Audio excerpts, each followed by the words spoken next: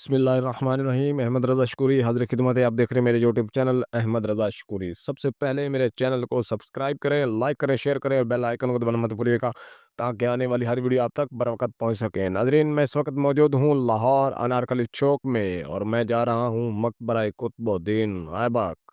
میرے ساتھ رہیے گا۔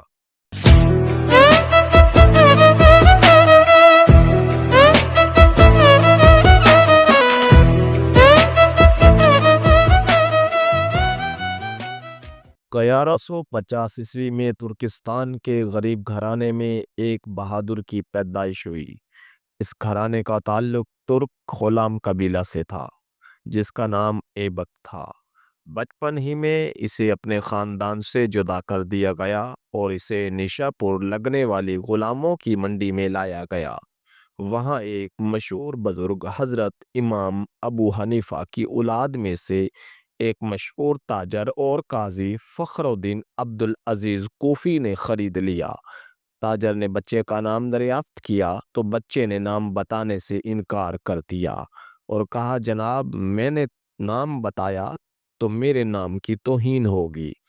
میں ایک غلام ہوں، اس لیے آپ جس نام سے پکاریں گے وہی میرا نام ہوگا۔ یہ سن کر تاجر کو حیرت ہوئی، مگر اسے یہ بات پسند بھی آئی کہ بچے میں عزت نفس کا احساس زندہ ہے۔ تاجر نے اس بچے کی تربیت اور پرورش کا ذمہ اٹھا لیا اور اس بچے پر خوب توجہ دی۔ بچہ شروع ہی سے بڑا بہادر تھا اور جنگی مہارت حاصل کرنے کا شوق رکھتا تھا۔ بہت ہی کم عرصہ میں اس نے گھڑ سواری، تلوار بازی اور تیر اندازی میں ایسی مہارت حاصل کر لی کہ خود تاجر حیران رہ گیا۔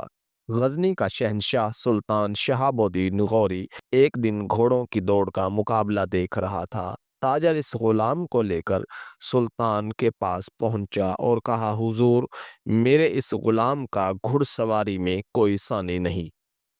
سلطان سن کر مسکرائے اور لڑکے سے پوچھا کہ تم کتنا تیز گھوڑا دوڑا سکتے ہو؟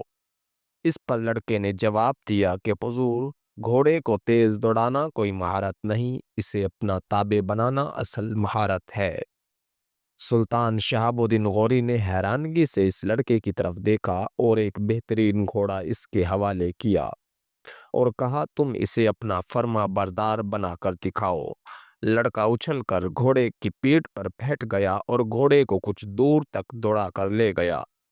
پھر وہ واپس پلٹ کر آیا تو لوگ یہ دیکھ کر حیران رہ گئے کہ گھوڑا واپسی پر اپنے سموں کے نشان پر چلتا ہوا آ رہا ہے۔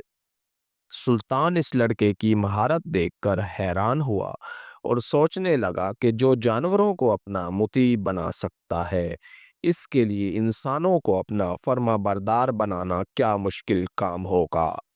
لہٰذا سلطان نے فوراً اس غلام کو خرید لیا اور اسے اپنے خاص غلاموں میں شامل کر لیا۔ اس لڑکے کی ذہانت اور مہربان طبیعت نے سلطان کی توجہ اپنی طرف مجبور کر لی۔ ایک دفعہ سلطان نے اپنے غلاموں میں تحائف تقسیم کیے، مگر اس غلام نے اپنا حصہ بوڑھے بزرگوں میں بانٹ دیا۔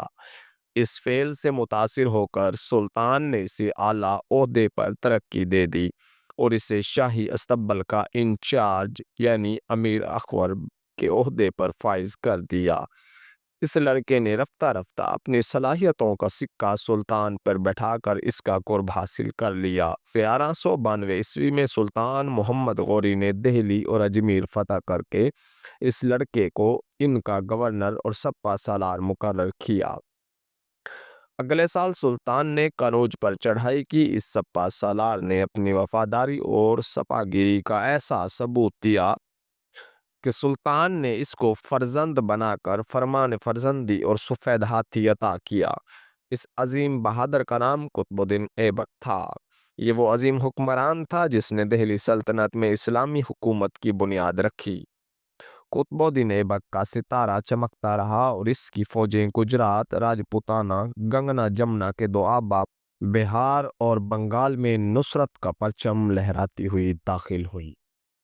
جب سلطان محمد غوری 15 مارچ 1206 عیسوی کو جہلم کے قریب گکھڑوں کے ہاتھوں شکست میں مارا گیا تو ایبک نے جون 1206 کو لاہور میں اپنی تخت نشینی کا اعلان کر دیا۔ قطب الدین ایبک کی گورنری کا زمانہ فتوحات میں گزرا۔ تخت پر بیٹھ کر اس نے امور سلطنت پر توجہ دی۔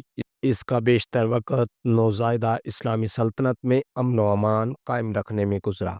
عالموں کا بہت قدردان تھا، وہ اپنی فیاض اور داد و دہش کی وجہ سے تاریخ میں لکھ بخش کے نام سے مشہور ہے۔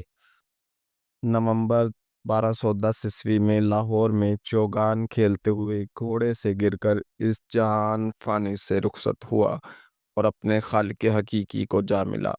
انارکلی کے کوچے ایبک روڈ میں اسے دفنا دیا گیا۔ احمد رضا کو اجازت دیجیے۔ اللہ حافظ۔